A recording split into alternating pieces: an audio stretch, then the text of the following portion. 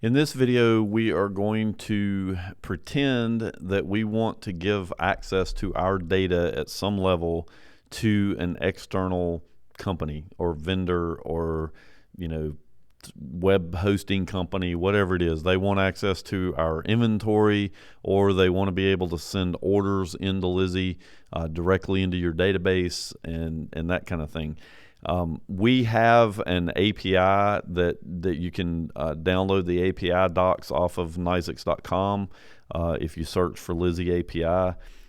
We also have the process is in place for you to be able to control who has access to your data and at what level.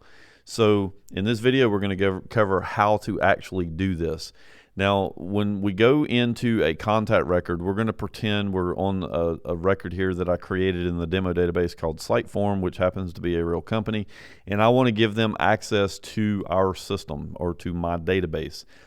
In order to do this, we have a new link here that says allow access. And so we're going to click this button, and they are going to supply us with one or more IP addresses. So they've got to give us an IP address that they're going to be contacting us from, and then we're going to generate a key to actually give to them so that we can have all of this stuff work.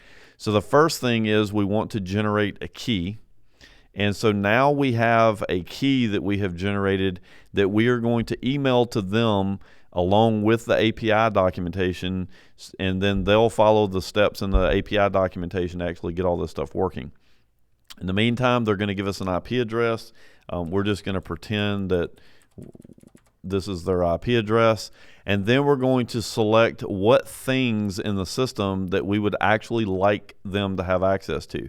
So let's say that in this particular instance, they're a web hosting company, and we only want to allow them to do an inventory feed. We want them to be able to get real-time inventory from Lizzy on any item that they may have a request from.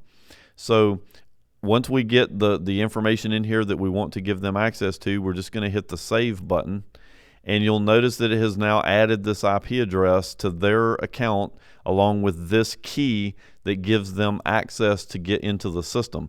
Now you can always come back at any time and add additional access methods to their account so that they can get access. You can also generate a new API key if for some reason this one has stopped working, or they've lost it, or maybe someone else has gotten hold of it and they're hitting your account for no reason. You can generate a new key and then give it to the vendor to start using.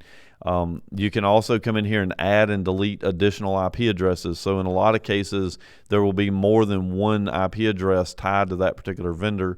And so you can go in and actually add additional IP addresses by adding them here and clicking the save button. It'll continue to add them to the list.